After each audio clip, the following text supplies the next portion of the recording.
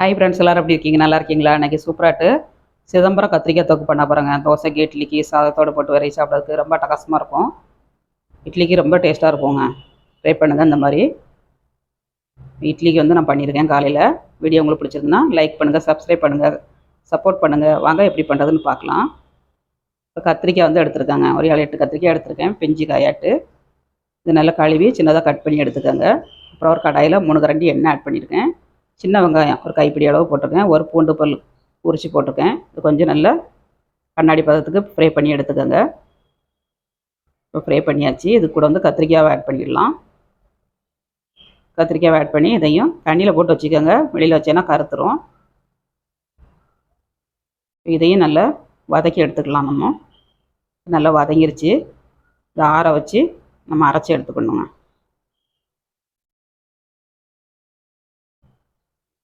கத்திரிக்காய் எல்லாம் ஒரு பிளேட்டில் மாற்றியாச்சு. இப்போ அதே கடாயில் தான் நம்ம தாளிசம் பண்ண போகிறோம்.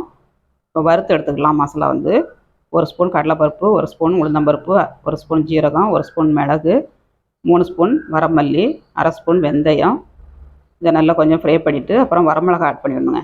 கலருக்காண்டி காஷ்மீர் மிளகா ஒரு 4 மிளகா போட்டிருக்கேன். காரத்துக்காண்டி 5 மிளகா போட்டிருக்கேன். இதையும் ஃப்ரை பண்ணிக்கலாம். எண்ணெய் ஊற்றாமல் ட்ரையாக ஃப்ரை பண்ணி எடுத்துக்கோங்க. நல்லா செவக்கிற அளவுக்கு ஃப்ரை பண்ணிவிட்டு நம்ம பிளேட்டில் மாற்றி ஆற வச்சு நம்ம பவுட்ரு பண்ணி எடுத்துக்கணுங்க. கத்திரிக்காய் ஆறிடுச்சு. தண்ணி ஊற்றாமல் நம்ம கட்டி அரைச்சி எடுத்துக்கலாம். குறைன்னு அரைக்கணுங்க. ரொம்ப மையாக அரைச்சிடாதீங்க. இந்த மாதிரி குறைன்னு அரைச்சி எடுத்துக்கோங்க. இதையும் பவுட்ரு பண்ணி எடுத்துக்கலாம். மசாலாவை இதையும் பவுட்ரு பண்ணி எடுத்தாச்சு.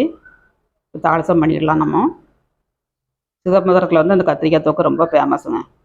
இப்போ அதே கடாயில் 1 ஸ்பூன் கடுகு, 1/2 ஸ்பூன் உளுந்தம்பருப்பு, 1/2 ஸ்பூன் கடலைப்பருப்புங்க. கொஞ்சம் ஃப்ரை ஆகட்டும். நம்ம கருவேப்பிலை கொத்து 2 கொத்து போட்டுக்கலாம். நல்லா ஃப்ரை ஆயிடுச்சு. கத்திரிக்காய் போட்டுடலாம். நம்ம இது கூட கொஞ்சோண்டு மஞ்சள் பொடி போட்டு வதக்கிக்கணுங்க. மஞ்சள் போட்டாச்சு. இது கொஞ்சம் பச்சை வடை போதிலையும் நல்லா ஃப்ரை பண்ணிக்கோங்க. இப்போ மசாலா ஆட் பண்ணிடலாம்.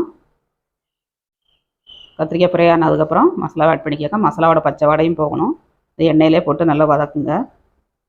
இப்போ மிக்ஸி சாரை கழுவி ஒரு 2 ஸ்பூன் தண்ணி விட்டு எடுத்துருக்கேன். இதை அதில் ஊற்றி நம்ம கொஞ்சம் கிண்டி எடுத்துக்கலாம்.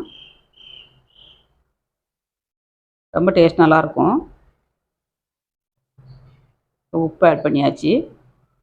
ஒரு லெமன் சைஸில் புளி கரைச்சி ஊற்றிருக்காங்க. அப்புறமா கட்டி பெருங்காயத்தை கரைச்சி ஊற்றிருக்கேன். பவுட்ரு போடுறதோட நீங்கள் கட்டி காயம் போடுங்க. நல்லா வாசனையாக இருக்கும், டேஸ்ட் நல்லாயிருக்கும்.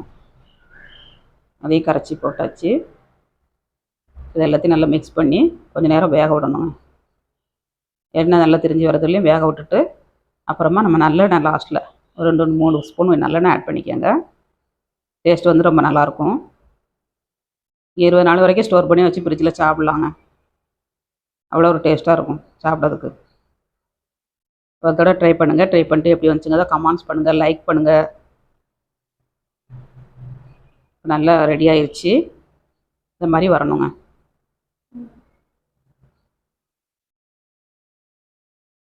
இட்லி கூட வச்சு நம்ம சேவ் பண்ணி சாப்பிட்டுக்கலாம். கத்திரிக்காய் தொக்கு நான் இட்லிக்கு உடனடியாக சாப்பிட்ற மாதிரியும் பண்ணி போட்டிருக்கேன் வீடியோ. அது எங்கள் சேனலில் இருக்குது, பாருங்கள். அதுவும் ரொம்ப நல்லாயிருக்கும். இது ஸ்டோர் பண்ணி வச்சு சாப்பிட்லாம். இட்லிக்கு அட்டகாசமாக இருக்குங்க. ரொம்ப டேஸ்ட்டாக இருக்குது. மீண்டும் நெக்ஸ்ட் வீடியோவில் சந்திப்போம். பாய்.